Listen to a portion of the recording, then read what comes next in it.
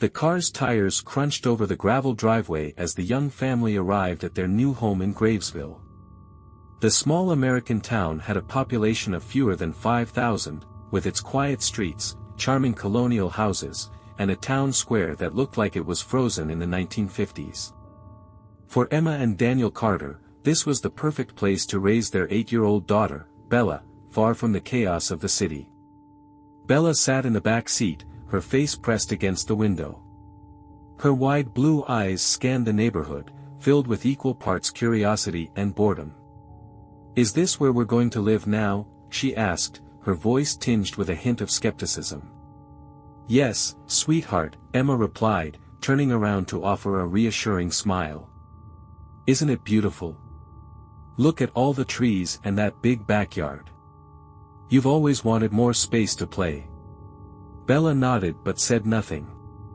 Her gaze lingered on the house at the end of the street, a large, slightly run-down Victorian home with peeling paint and overgrown hedges. There was something about it that made her stomach twist. "Not that one," Daniel said, noticing her stare. "Our house is just ahead. See? The cute yellow one with the swing in the yard." Bella tore her eyes away from the Victorian house and looked at their new home. It was quaint and cheerful, with flower boxes under the windows and a neatly trimmed lawn. "I guess it's nice," she mumbled, unbuckling her seatbelt as the car stopped. The first few days in Gravesville were uneventful. The neighbors were friendly but kept their distance, as small-town folks often did with newcomers. Emma spent her time unpacking boxes, while Daniel tackled minor repairs around the house. Bella explored the backyard, where she found an old treehouse hidden among the oaks. On the fourth day, Bella came back inside, her face flushed with excitement. "I made a friend," she announced. Emma, wiping her hands on a dish towel, looked pleasantly surprised. "That's wonderful, sweetheart. What's her name?" "Lily," Bella said, grinning. "She lives nearby. She said she wants to show me her favorite places in town." Emma and Daniel exchanged a glance. They hadn't met any children nearby yet, but it seemed like a good sign that Bella was adjusting. "That's great," Daniel said. "Maybe we can meet Lily's parents soon." Bella shrugged, already running back out the door. "She doesn't like grown-ups," she called over her shoulder. Emma frowned but decided not to press. Bella needed this. Little did they know, this was the beginning of something far darker than they could have imagined. The days in Gravesville passed quietly, and Bella seemed happier than ever. She spent hours outside, often talking and laughing as if someone were right beside her. Emma and Daniel assumed she was playing make-believe, something she had always loved to do. One afternoon, while Emma was watering the garden, Bella skipped into the yard. Her blonde hair was tangled, and her shoes were caked with mud. "Lily showed me a secret place," Bella said, her voice full of excitement. Emma looked up from her plants. "A secret place? What kind of place?" "It's in the woods," Bella said. "There's a big rock with carvings on it. She said it's her favorite spot." Emma's hands paused mid-spray. "Bella, you know you're not supposed to go into the woods alone. It's dangerous out there." Bella pouted. "I wasn't alone. Lily was with me." Emma sighed and crouched down to look Bella in the eye. "Even so, I need you to promise me you'll stay close to the house, okay? You can play in the yard or the treehouse, but no wandering off." Bella nodded reluctantly, but as she turned to go inside, she muttered under her breath, "Lily says you don't understand." That evening, as the family sat down for dinner, Emma brought up Bella's mysterious friend. "Bella's been spending a lot of time with someone named Lily. Do you know anything about her?" she asked Daniel. He frowned. "I haven't seen any kids around here. Maybe she's imaginary." "She insists Lily is real," Emma said, her voice low. "She even mentioned going into the woods with her." Daniel set down his fork. "The woods? That's not safe. There's old wells and God knows what else out there. I'll talk to her. But Bella was unshakable. When Daniel asked her about Lily later that night, she stuck to her story. She's real, Daddy. She's just shy. She doesn't like grown-ups. As the days turned into weeks, Bella's behavior began to change. She started waking up in the middle of the night, whispering to someone in her room. When Emma asked her about it, Bella said Lily came to visit her in her dreams. She tells me secrets, Bella said one morning at breakfast, stirring her cereal absent-mindedly. Like how the woods belong to her. Emma and Daniel exchanged uneasy glances. Something about the way Bella said it, her voice cold and distant, sent a chill through them. And then there were the drawings. Bella had always loved to draw, but her recent artwork was different. She no longer sketched flowers or animals. Instead, she drew dark forests, strange symbols, and shadowy figures with hollow eyes. She's just expressing herself, Daniel tried to assure Emma, but his voice lacked conviction. Deep down, they both knew something wasn't right. Bella's fascination with Lily grew stronger with each passing day, and her behavior became more unsettling. She no longer sought her parents' company, choosing instead to spend her time in the backyard or sitting by her window, whispering to someone unseen. One night, Emma woke to the sound of footsteps in the hall. She glanced at the clock, 2:13 a.m. Sitting up, she nudged Daniel. "Did you hear that?" Daniel groaned, half asleep. Probably Bella going to the bathroom. Emma wasn't convinced. The footsteps were too slow, too deliberate. She slipped out of bed and padded into the hall. The dim light from Bella's room spilled out into the corridor. Her door was open. "Bella?" Emma called softly. There was no answer. Pushing the door open further, Emma saw Bella sitting on the floor, her back to the door. The little girl was humming a tune Emma didn't recognize, a low, eerie melody. In front of her lay a pile of crumpled paper covered in chaotic scribbles and symbols. "Sweetheart, what are you doing up?" Emma asked, kneeling beside her. Bella didn't look up. Her hand moved methodically, drawing a spiraling design on the latest sheet. The lines were sharp, precise, far too advanced for an 8-year-old. Emma felt a shiver run down her spine. "Lily said I have to practice," Bella murmured, her voice distant. Emma reached for the paper, but Bella's hand shot out, gripping her mother's wrist with surprising strength. "Don't touch it," she snapped, her tone unnervingly harsh. Emma pulled back, startled. "Bella, it's late. You need to go to bed." Bella turned her head slowly, her blue eyes reflecting the soft glow of the nightlight. For a moment, Emma thought her daughter looked different. The shadows on her face seemed to deepen, and there was something in her expression that wasn't Bella. "She doesn't like it when you interfere," Bella whispered, her voice almost a growl. Emma's heart pounded. Forcing herself to stay calm, she picked Bella up and carried her to bed. Bella didn't protest but kept muttering under her breath. Emma couldn't make out the words, but they sounded like a chant. The next morning, Emma told Daniel about the incident. He listened, concern etched on his face. "Maybe she's just adjusting to the move," he said, though his tone lacked confidence. "Kids can act out in strange ways."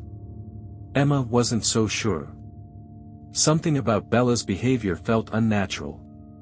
That evening, while Bella was outside, Emma decided to go through her daughter's drawings. She spread them out on the kitchen table, studying each one carefully. Most of the pages were filled with dark, jagged shapes. One drawing stood out. It showed a tall figure standing in the woods, its face obscured by shadows. Beside it was a smaller figure holding its hand. The smaller figure had Bella's golden hair. When Emma turned the page, she found another drawing. This one showed their house, but it was surrounded by strange symbols. At the bottom, Bella had written a single word in shaky letters: home. Emma's stomach churned. She didn't know what was happening, but one thing was clear: Lily wasn't just an imaginary friend. The morning after Emma discovered the unsettling drawings, she decided it was time to dig deeper. There was something about this town, about Bella's new friend, that felt wrong. Daniel agreed to take Bella out for ice cream while Emma headed into the heart of Gravesville. The local library, a small, weathered building with creaking wooden floors, seemed like the best place to start. The librarian, an elderly woman named Mrs. Harper, greeted Emma warmly. "You're the new folks in town, aren't you? How are you settling in?" "Mostly fine," Emma replied, forcing a smile. "But I was hoping you could help me. I'm looking for any information about the history of the town. Especially anything about unusual events or legends." Mrs. Harper raised a curious eyebrow. "That's an odd request. What exactly are you hoping to find?" Emma hesitated. She didn't want to sound paranoid. "My daughter mentioned a girl named Lily, and I was wondering if there's any record of someone by that name in the area." The librarian's smile faded. She leaned in closer, lowering her voice. "Lily, you say? That's a name I haven't heard in years." Emma's heart skipped a beat. "So, she was real?" Mrs. Harper nodded slowly. "Yes, but it's not a happy story. Lily Fletcher was a little girl who lived here over 100 years ago. She disappeared one summer, and no one ever found her. Some people say she got lost in the woods. Others, she trailed off, as if unsure whether to continue." "Others what?" Emma pressed. Mrs. Harper glanced around, as though checking for eavesdroppers. "Others say she was taken. There's a legend in Gravesville about those woods. They're older than the town itself, and some folks believe they're cursed. There've been disappearances over the years, mostly children." Emma's hands tightened around the strap of her bag. "Do you have any records or stories about Lily?" Mrs. Harper nodded. "There's an old newspaper archive in the back. You're welcome to take a look." Emma spent the next 2 hours combing through yellowed papers and faded photographs. Finally, she found what she was looking for. A front-page article from 1911 bore the headline, "Local Girl Vanishes Near Devil's Rock." The article described how 8-year-old Lily Fletcher had gone missing after playing near a large stone formation in the woods. Search parties scoured the area for weeks but found nothing. Locals began to whisper about the rock, claiming it was a site for rituals long before the town was built. Emma felt a chill run down her spine as she read the final lines of the article. "Some believe Lily's spirit still lingers, searching for a companion to lead into the woods." That night, Emma lay awake in bed, her thoughts racing. She hadn't told Daniel what she'd found yet, unsure how to explain it without sounding irrational. But one thing was clear: Lily wasn't just a figment of Bella's imagination. And if the stories were true, she wasn't harmless. In the dead of night, Emma heard it again, the soft creak of footsteps in the hall. This time, she didn't hesitate. Grabbing her robe, she rushed to Bella's room. Bella was sitting in the middle of the floor, just as she had the night before. But this time, her eyes were closed, and her lips moved in a soundless chant. In front of her lay another drawing, fresh and wet with ink. Emma's blood ran cold as she looked at it, a detailed depiction of the rock from the article, surrounded by symbols. Bella's eyes snapped open, and she looked up at her mother. "Lily says it's almost time," she whispered, her voice flat and emotionless. Emma backed out of the room, her heart pounding in terror. Almost time for what? The next morning, Emma woke early, her head swirling with questions. Bella seemed perfectly fine over breakfast, humming a cheerful tune as she poured syrup on her pancakes. It was hard to reconcile this bright, innocent child with the eerie girl she had seen the night before. Emma decided she couldn't wait any longer to tell Daniel. After Bella left to play outside, Emma recounted everything, the history she had uncovered, the drawings, the strange things Bella had said. Daniel listened, his face growing more serious with each word. "Emma, this is starting to sound. I don't know. Like something out of a ghost story," he said, rubbing the back of his neck. "Maybe we should get her checked out by a professional." "You think this is all in her head?" Emma asked, her voice rising. "Daniel, she knows things she shouldn't. She's drawing symbols that look like they belong in some kind of ritual. And that name, Lily, there's no way she could have just made that up." Daniel sighed. "All right. Let's keep an eye on her for now. If it gets worse, we'll figure out our next move." That afternoon, Emma decided to keep Bella in sight. The little girl didn't seem to notice her mother's watchful gaze as she played in the backyard. At one point, Bella climbed into the old treehouse and disappeared inside. Emma waited a few moments before quietly following her. When Emma climbed the rickety ladder, she found Bella sitting cross-legged on the wooden floor. The walls of the treehouse were covered in crude drawings, all done in Bella's childish hand.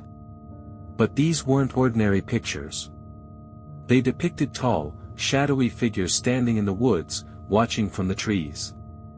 In the center of the room was a particularly detailed image of the large rock Emma had seen in the old article. This time, the symbols around it seemed to glow faintly, as if alive. "Bella," Emma said, her voice trembling. "Where did you learn to draw these?" Bella looked up, her face calm and serene. "Lily showed me. She says the symbols are important." Emma knelt beside her daughter, trying to keep her voice steady. "What do they mean?" "They open the way," Bella said simply. "The way to what?" Bella's gaze grew distant, her eyes almost glassy. "To where Lily lives now. She wants me to come." Emma's breath caught in her throat. "Bella, you can't go with her. She said you'd say that." Bella tilted her head, as if listening to someone only she could hear. Then she turned back to her mother, a small, eerie smile on her lips. "But it doesn't matter. She says you can't stop her." Emma's heart pounded as she climbed back down the ladder, leaving Bella to her play. Her mind raced. If the rock and the symbols were part of this thing, she needed to see it for herself. She had to find the place Bella kept drawing. That evening, while Daniel distracted Bella with a board game, Emma grabbed a flashlight and headed into the woods. The air grew colder as she ventured deeper, the towering trees blocking out the fading sunlight. The forest was unnaturally silent, with only the crunch of her footsteps breaking the stillness. After what felt like hours, Emma stumbled upon a clearing. In the center stood the rock from Bella's drawings. It was massive, its surface covered in strange, weathered carvings. The symbols matched those from Bella's pictures perfectly. As Emma approached, she felt a strange pull, as if the rock were calling to her. Her fingers brushed against the cold stone, and a wave of dizziness washed over her. She staggered back, her flashlight flickering. A whisper echoed through the clearing, a faint, childlike giggle that made the hairs on Emma's neck stand on end. She spun around, but the woods were empty. Then came the voice. Soft, sweet, and chilling. "She's mine now." Emma dropped the flashlight, her scream swallowed by the oppressive silence of the woods. Emma stumbled back into the house, her breath ragged and hands trembling. The encounter in the woods left her shaken to her core. She leaned against the door, clutching her chest as she tried to calm her racing heart. "Emma?" Daniel's voice pulled her from her thoughts. He appeared in the hallway, concern etched on his face. "Where have you been? You look like you've seen a ghost." "I think I did," Emma whispered, her voice barely audible. She glanced toward the living room where Bella sat on the floor, building something out of blocks, humming that haunting tune again. "We need to talk. Now." Daniel followed her into the kitchen, his confusion deepening as Emma recounted her experience in the woods. She described the rock, the symbols, and the voice that had spoken to her. She didn't leave anything out. "Emma, you're scaring me," Daniel said, running a hand through his hair. "Are you sure it wasn't just—" "I don't know, your imagination. You've been stressed lately." Emma slammed her hand on the counter, her fear turning to anger. "This isn't in my head, Daniel. I heard her. Lily is real, and she's after Bella." Daniel looked toward the living room, his jaw tightening.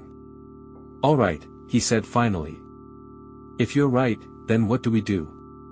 How do we stop, whatever this is?" Emma hesitated. She didn't have an answer. "We need help. Maybe someone in town knows more about this." Before they could discuss further, Bella's voice floated in from the living room. "Are you talking about Lily?" she asked innocently. Emma and Daniel froze, exchanging a nervous glance before walking into the room. Bella looked up at them with wide, curious eyes, her smile disarming and sweet. But there was a flicker of something behind her gaze, something cold and knowing. "Bella," Emma said carefully, kneeling to her daughter's level. "Can you tell me more about Lily? Where does she live?" Bella giggled. "I already told you, Mommy. She lives in the woods. But she's going to come live with us soon." Emma's stomach twisted. Why would she do that? Bella leaned in closer, her voice dropping to a conspiratorial whisper. "Because she says I'm special. She picked me." Daniel's face paled. "Picked you for what?" Bella tilted her head, her smile widening. "To play forever." Emma grabbed Bella's shoulders, shaking her slightly. "Bella, listen to me. You can't go with her. Do you understand? You can't." Bella's expression darkened. For a moment, her face seemed to shift, her features twisting in a way that didn't seem natural. Her voice, when she spoke, wasn't her own, it was deeper, older. "You can't stop her. She always gets what she wants." Emma recoiled, letting go of Bella, who blinked and returned to normal as if nothing had happened. She looked at her parents with a puzzled expression. "What's wrong?" she asked innocently. Emma and Daniel exchanged a look of sheer terror. Whatever was happening, they were running out of time. The following morning, Emma and Daniel decided they couldn't face this alone. After dropping Bella off at school, a decision they made reluctantly but out of necessity, they headed to the one person who might have more insight, Mrs. Harper, the town librarian. The library was quiet when they arrived, the smell of old paper and polished wood filling the air. Mrs. Harper looked up from her desk, her sharp eyes narrowing slightly as they approached. "Back so soon?" she asked, sensing the urgency in their expressions. "We need to know more," Emma said, her voice trembling. "About Lily Fletcher, the woods, the rock, everything." Mrs. Harper motioned for them to sit. "I was afraid of this," she said, her tone grim. "You're not the first family to come to me about strange things. Tell me what's been happening." Emma and Daniel took turns explaining everything, Bella's imaginary friend, the drawings, the symbols, and Emma's encounter in the woods. By the time they finished, Mrs. Harper looked deeply troubled. "The rock you saw is called Devil's Rock," she said. "It's been a source of fear in this town for generations. Long before Gravesville was founded, this land belonged to the Algonquin people. They spoke of the rock as a place of great power, a gateway to another realm. When settlers arrived, they dismissed the warnings, but over time, strange disappearances began. Children, mostly. Always near the woods." Emma shuddered. "And Lily?" Mrs. Harper nodded. "Lily Fletcher was one of the first documented cases. After her, it became a pattern. Every few decades, a child would vanish without a trace. And in almost every instance, the family reported the child speaking of an imaginary friend beforehand. Daniel leaned forward, his knuckles white as he gripped the edge of the desk. "Are you saying this thing, whatever it is, has been taking children for centuries?" Mrs. Harper hesitated. "I can't say for certain. But the townspeople have long believed that whatever dwells in the woods is not of this world. It's as if the rock calls to them." Emma's voice cracked as she asked, "Is there any way to stop it?" The librarian's face softened with sympathy. "There's a story about a family who lived here in the 1940s. Their daughter also spoke of an imaginary friend. They tried to leave town, but the girl vanished before they could get far. If there's a way to break this connection, I've never heard of it." Emma buried her face in her hands, her despair mounting. "We can't just do nothing." Mrs. Harper hesitated before standing and walking to a locked cabinet behind her desk. She pulled out a leather-bound journal and set it in front of them. This belonged to one of the early settlers. He was a preacher who believed he could banish the evil tied to the rock. The journal details rituals he performed and symbols he used. "It's not much, but it's all I have." Daniel flipped through the pages, the old, spidery handwriting difficult to decipher. "What happened to him?" he asked. Mrs. Harper's expression grew grim. "He disappeared. Just like the others." The weight of her words hung in the air as Emma and Daniel exchanged a silent look of determination. They couldn't let Bella become another name in the town's dark history. Whatever it took, they would fight to protect her. As they left the library, clutching the journal tightly, Emma whispered to Daniel, "If this thing wants our daughter, it's going to have to go through us first." But deep down, both of them knew they were facing something far beyond their comprehension. That night, Emma and Daniel pored over the preacher's journal at the dining table, the pages illuminated by a single lamp. The journal was filled with strange sketches, unfamiliar words, and detailed descriptions of rituals. Many of the symbols matched the ones Bella had been drawing.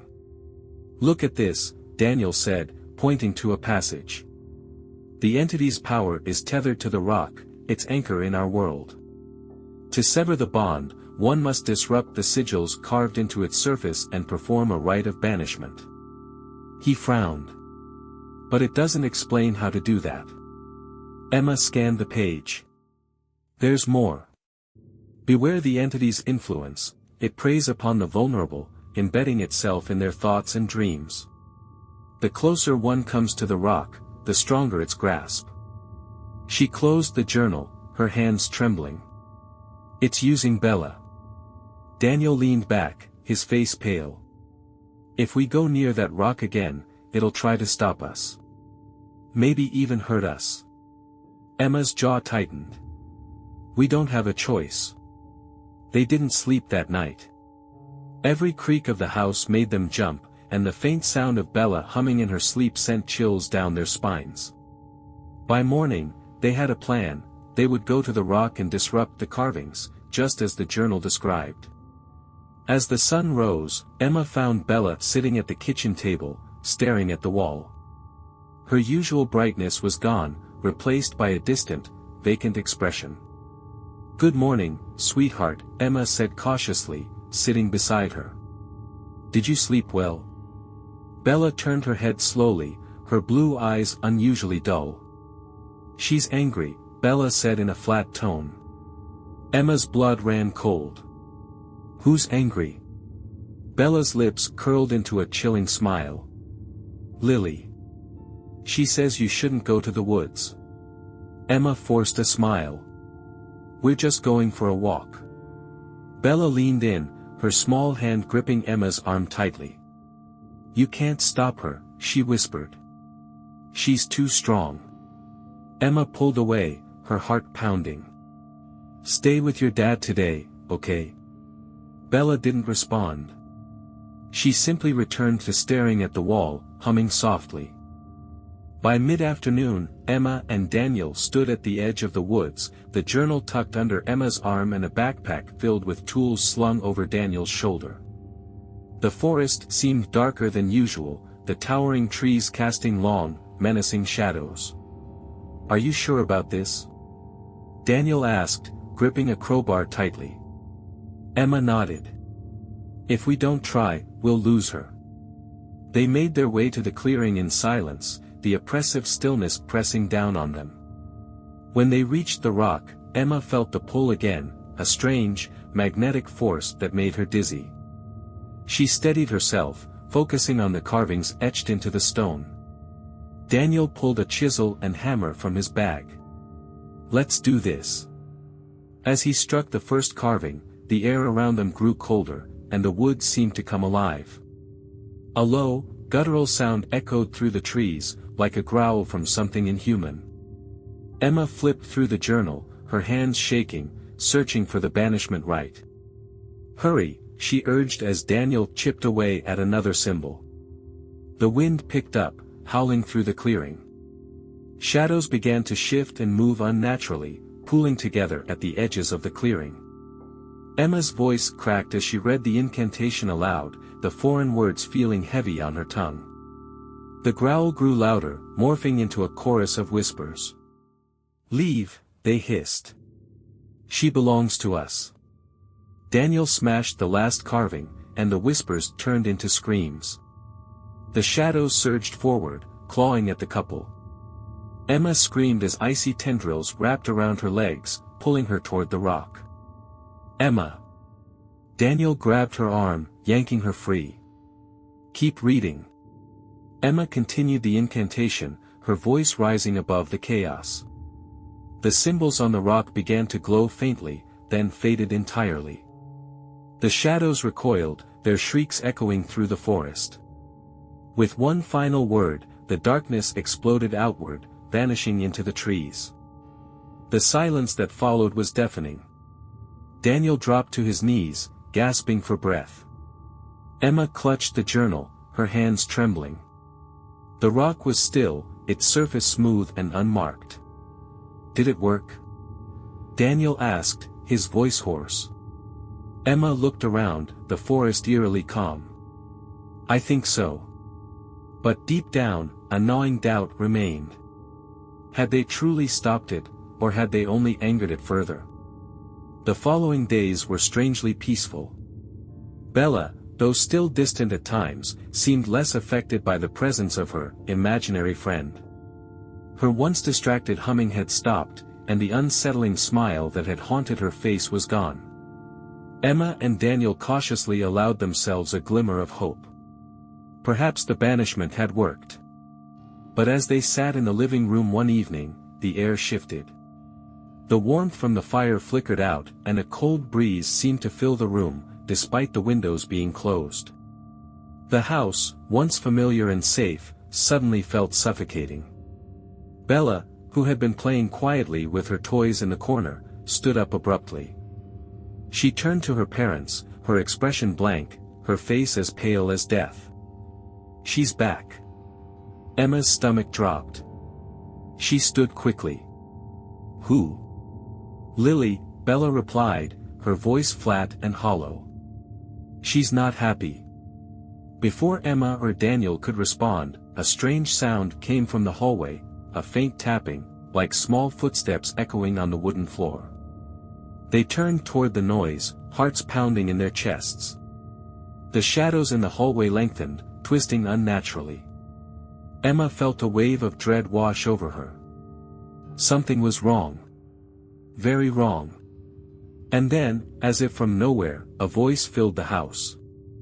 "You can't escape me." It was a child's voice. High-pitched, yet chilling in its intensity. Bella turned to the hallway, her eyes wide with fear. "She's here," she whispered. Emma grabbed Daniel's arm. "We have to go. Now." But before they could move, the door to the basement creaked open on its own. The sound echoed through the house, sharp and hollow, as if something was calling them down. The temperature plummeted, and the flickering lights buzzed erratically. And then, Bella spoke again, her voice low and almost possessive. "She wants me to come downstairs." Daniel pulled Emma back, his grip tightening. "We need to get out of here, Emma. Now. This thing, whatever it is, has taken hold of her again." The footsteps in the hallway grew louder, the small tapping growing into heavy, deliberate strides. Emma's breath caught in her throat. This time, it wasn't Bella who was speaking. They backed away slowly toward the front door, but as Emma reached for the handle, the door slammed shut with a deafening crash. The windows rattled, and the air in the house grew suffocatingly thick. A low growl reverberated through the walls, deep and resonant. The thing in their home was no longer hiding. It was here. And it was coming for them. The house shook violently as the entity revealed itself in full form. A shadow emerged from the basement, its shape indistinct, as though it was made of darkness itself, twisting and writhing like a living nightmare. The air around it shimmered with an unnatural energy, and the temperature dropped to a bone-chilling cold. Lily's voice, now full of malice, rang through the house. "You think you can banish me? I have no limits. I have no end." Bella stood motionless in the center of the living room, her hands clenched tightly at her sides. Her eyes were wide, pupils dilated, as if she were no longer in control of her own body. She spoke in unison with the dark figure, her voice no longer her own. "She says you will never see me again. I belong to her now." Emma's heart shattered as she realized the full extent of what they were dealing with. The thing that had possessed Bella was not simply a ghost or a lost spirit, it was something ancient, something far darker than they had imagined. The ritual they had attempted to perform on the rock had only been the beginning. "We can't let it win," Emma whispered to Daniel, her voice trembling with determination. Daniel nodded grimly. "There's got to be another way. We can't let it have Bella." The entity let out a terrible laugh, its voice filling every corner of the house. "You are fools to think you can fight me. She will come with me, and there is nothing you can do to stop it." But Emma and Daniel weren't about to give up. As the creature inched closer, Emma clutched the journal tightly, feeling its weight in her hands. She remembered the words written in it, the warning, the rituals, and the last few passages that had been hidden away. There was more to the story, something they hadn't explored yet. The answer might be within their grasp. She looked at Daniel, her eyes filled with determination. "We need to do this together. We can banish it, together." With renewed purpose, Emma and Daniel stepped toward the dark shape, their hands tightly intertwined. The journal flickered in the dim light, as if alive, guiding them through the final, forgotten steps of the ritual. The entity hissed in fury, its form rippling and distorting. "You cannot banish me. You cannot stop me." Emma recited the words aloud, her voice strong and unwavering. The air around them crackled with energy, and the house seemed to tremble with the power of the incantation. The shadows writhed in agony as the darkness was slowly pushed back. "Lily, leave her!" Emma cried, her voice echoing with authority. "This child is not yours." For a moment, the house fell silent. Then, with a deafening roar, the shadow lunged at them. But Emma and Daniel stood their ground, their voices rising in unison as they completed the ritual. The light in the room intensified, and with one final, ear-splitting scream, the darkness evaporated, leaving nothing behind but the faintest trace of cold. Bella collapsed to the floor, her body going limp. Emma rushed to her side, tears streaming down her face. "Bella, sweetheart, are you okay?" Bella stirred, blinking in confusion as she looked up at her mother. "Mom. What happened?" Emma hugged her tightly, relief flooding her chest. "You're safe now, baby. You're safe." Outside, the sun began to break through the clouds, casting its light over the house for the first time in days. The storm that had plagued their lives had finally passed. But Emma knew deep down that this peace might not last. The darkness had been banished, for now, but the shadows would always linger, waiting for another chance to return. And as Bella held her mother tightly, Emma couldn't help but wonder, had they truly won, or had they only delayed the inevitable? The days that followed felt like a fragile peace. Bella, now more like her old self, laughed again. The shadows that had once clung to the corners of the house seemed to recede, as if they too were afraid of what had transpired. Emma and Daniel tried to put the nightmare behind them, hoping that whatever had taken hold of their daughter had finally been driven out. But there were moments, fleeting, terrifying moments, when the air would grow thick with an inexplicable dread, when the house would feel too quiet, too still. And at night, when Emma and Daniel would lie awake in bed, they could hear it, the faintest whisper, too soft to decipher, but unmistakable in its presence. It was as though the house itself was holding its breath. One evening, as they sat together in the living room, Bella's attention turned to the window.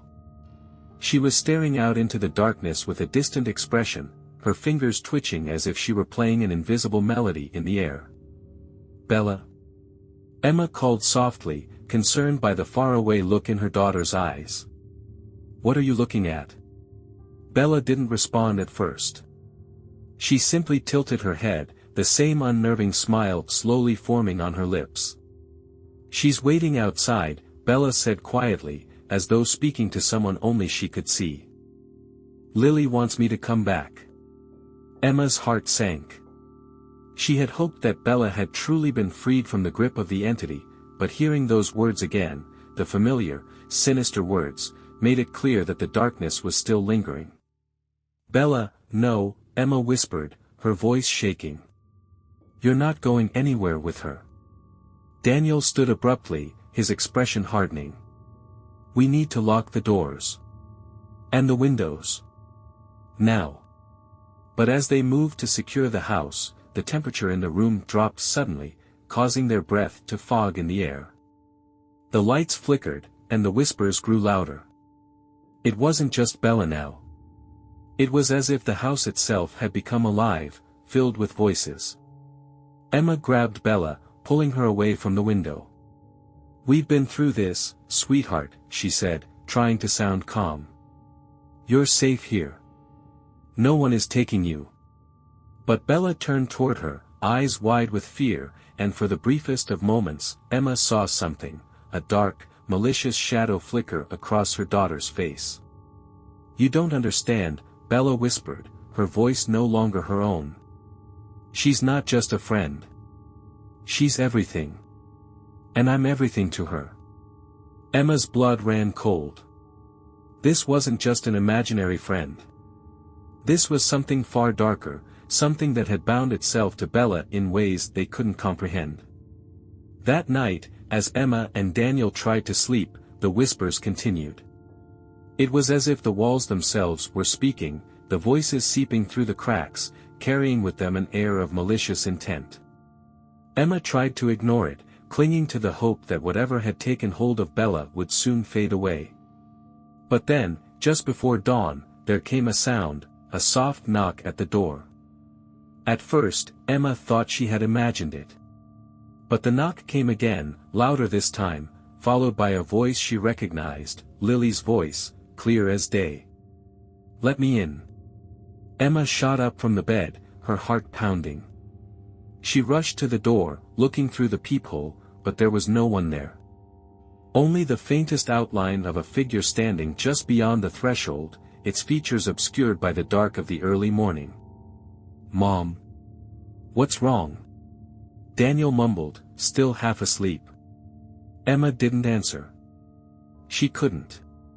The air felt thick again, oppressive, and she knew deep down, that the entity hadn't left.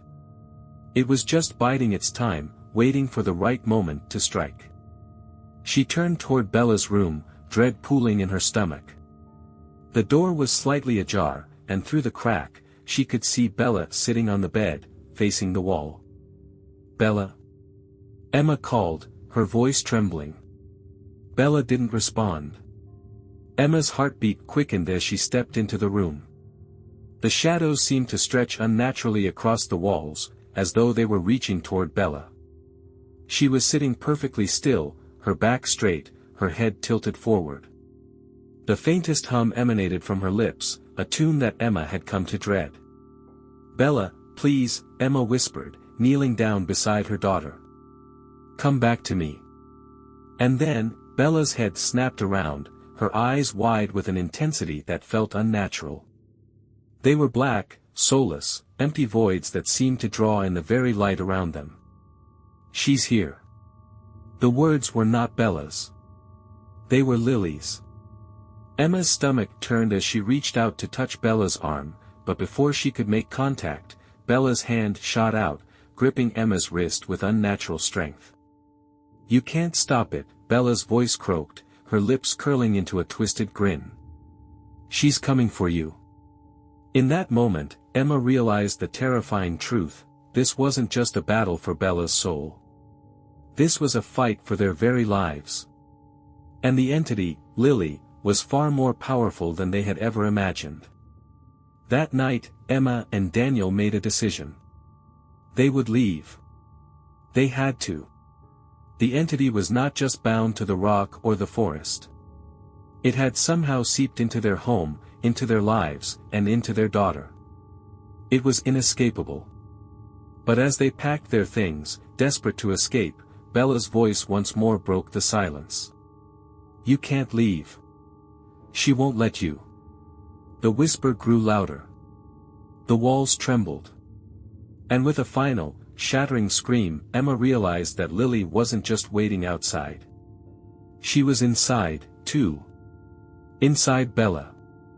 Inside their very home. And no matter how far they ran, it would never be enough. It was supposed to be the beginning of their escape. Emma and Daniel had packed up everything they could, desperate to leave Gravesville behind. But no matter how quickly they tried to move, it felt as though time was slowing down, trapping them in the house. Every creak of the floorboards, every whisper in the wind, reminded them that they weren't alone.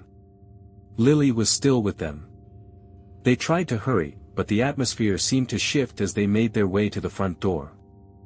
The shadows that had once stayed confined to the corners of the house began to move, slithering along the walls and floor, as if they were alive, waiting for something, or someone, to cross their path. The door slammed shut just as they were about to leave. Emma's heart skipped a beat as she turned to see the faint, ghostly outline of a figure standing in the doorway. "Lily. Lily," Emma whispered, her voice barely audible. "Why are you doing this?" The figure didn't respond.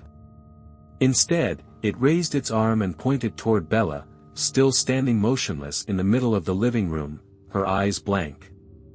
Then, in a voice that was both Bella's and something darker, Lily spoke. "She's mine. Forever." The temperature dropped, and the walls seemed to close in around them. The shadows thickened, darkening the corners of the room, and the whispers became a cacophony of voices, thousands of voices, all speaking at once, speaking over one another in a language that wasn't human. Emma's breath hitched in her chest. This wasn't just possession anymore. This was something far worse. "Dan, we can't leave," Emma said, her voice breaking. "She won't let us." "We have to," Daniel responded urgently. "We can't stay here. Not like this." They both turned toward the window, desperate to see beyond the veil of darkness that had overtaken the house. But the world outside was no longer familiar. The town of Gravesville, which had once seemed so small and quaint, was now a place of horror. The streets were empty, shrouded in mist. The houses that lined the road appeared abandoned, their windows dark, as though the life had been drained from them. And in the distance, the forest loomed, dark and oppressive, a reminder of the evil that had infected their lives. Suddenly, Bella spoke again, but it was not her voice. "You will never leave this place. You belong to me. All of you." The lights flickered, and in the blink of an eye, the figure of Lily was gone. The house grew still again, but the air was thick with tension. Emma and Daniel stood frozen, unsure of what to do next. "We can't keep running," Daniel said, his voice tight with fear. "We need to fight back. We need to finish what we started. The ritual, the rock, it's the only way. Emma looked at him, a glimmer of hope in her eyes. You're right, she said. We have to go back to the woods. The journey back to the forest felt different this time. The air was thick with an unnatural heaviness, and every step they took seemed to echo through the trees as though the forest itself were alive, watching them. When they reached the clearing, the rock stood ominously before them, unchanged. But the symbols, those sinister, ancient marks, had been altered. New carvings had appeared, ones that they hadn't seen before. The power emanating from the rock was stronger, more dangerous. It pulsed with an energy that felt both alien and malevolent. Emma and Daniel exchanged a glance. They had come this far. They couldn't turn back now. With trembling hands, they retrieved the journal from Emma's bag. The pages were worn and brittle, but they had learned to navigate its strange, cryptic language. The words of the ritual had been inscribed clearly, but there was a note at the bottom of the page, one they hadn't seen before. The final sacrifice is made when the one who is chosen gives willingly to the entity. Only then can it be banished forever. But beware, the price is great. The soul of the chosen will be bound to the rock for eternity. Emma's blood ran cold.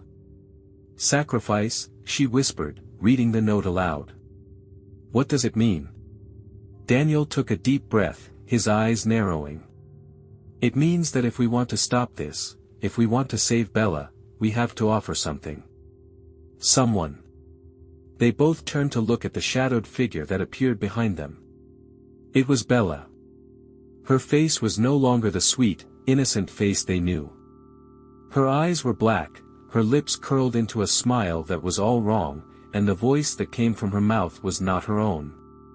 You have come to offer me what I want, Bella said, her voice dripping with malice. And now I will take it. Emma's heart shattered as she realized what Bella had become. She was no longer their daughter. She was the vessel for something far darker, something that had taken root inside of her. But Emma and Daniel had no choice. They had to save Bella, no matter the cost. We have to do it, Emma said, her voice shaking but resolute. We'll sacrifice ourselves, if it means saving her. As they began the ritual, the earth around them trembled. The symbols on the rock glowed with a fiery intensity, and the wind howled through the trees. The darkness that had consumed Bella seemed to recede as they spoke the final words, but just as they thought they had won, Bella's voice shattered the air. No. A violent force surged from the rock, knocking Emma and Daniel to the ground. The wind whipped around them, lifting the leaves and branches into a vortex of chaos. In the center of it all stood Bella, now a twisted, monstrous version of herself, her eyes glowing with unnatural power. The last thing Emma and Daniel saw before the darkness consumed them was Bella's face, her features distorted into something unrecognizable. I'm free, she whispered, her voice echoing in the wind. And then, all was silent. When the townspeople came to investigate the clearing, there was no trace of the family who had once lived there. The house, too, had disappeared, leaving only the echoes of a dark, forgotten past. The forest remained, its trees now shrouded in an eternal mist. And in the center of the woods, the rock stood, silent, watching, waiting for the next soul to claim. Years passed, but the darkness of Gravesville was far from forgotten. A new family moved into the old house, empty for so long, its history buried beneath layers of dust and silence. The house had stood at the edge of the town for generations, its walls steeped in strange, lingering energy. No one had ever stayed for long, but now, for reasons unknown, a young couple with their young daughter, Lily, moved in. They were unaware of the horrors that had once plagued the house, of the darkness that lingered in its shadows. It started slowly. Lily, the daughter, was just a little older than Bella had been when her parents first arrived. At first, she loved the old house. It felt like an adventure, a new start in a town where the streets were quiet, and the air was crisp. But the whispers started, quiet at first, like a distant memory just out of reach. They grew louder, until Lily would sit for hours, staring into the corners of the rooms, as if waiting for something. Her parents, unaware of the history of Gravesville, passed it off as the imagination of a child. But Lily's eyes, the hollow way she spoke when she mentioned her new friend, began to raise concern. She would tell them about the little girl who was always just beyond her sight, waiting, watching. At first, they assumed Lily had an imaginary friend, but the more she spoke of this friend, the more unnerving it became. This was no ordinary playmate. Lily's friend never smiled. She had no name, only a presence that lingered in the corners of rooms and hallways, always watching. One evening, as Lily was sitting at the kitchen table, drawing, her father noticed something strange. She had drawn a picture of a girl, a small figure, with wild eyes and an eerie smile, standing beside a dark, swirling shape. "Who's this?" her father asked, sitting beside her. Lily looked up, her eyes distant. "Her name is Lily, too. She says we're the same." Her father stared at the drawing, a chill crawling down his spine. He had heard of strange things happening in Gravesville, things people didn't talk about. But he dismissed it, until one night, when he heard a sound in the hallway. It was soft at first, just a faint whisper that seemed to seep through the walls. He couldn't make out the words, but he knew it wasn't just the wind. Then, Lily spoke from the darkness of the hallway. "Mom, Dad, she's here." Terrified, her parents rushed to the hallway, but when they opened the door, there was nothing there, only the empty, silent house. But something was different. The air was thick, and the shadows stretched longer than they should have, creeping toward them. "Who's here, Lily?" her mother asked, trying to keep her voice steady. Lily didn't answer right away. Her eyes were fixed on the space above them, her small hand outstretched. Then she whispered, her voice soft but filled with dread, "She wants to play. She wants me to come with her." The couple exchanged worried glances, their hearts racing. They had heard of the town's haunted past, of strange disappearances and unexplained events, but they had never imagined it could be real. Not in their own home. The whispers grew louder each night. Lily, now more withdrawn and distant, would refuse to leave her room, claiming that Lily was waiting for her to join her, downstairs, or in the dark, silent corners of the house. The once lively and warm atmosphere of the house had turned cold, suffocating, as though something was breathing just behind the walls. One night, Lily disappeared. Her parents searched frantically through the house, calling her name, their voices shaking with fear.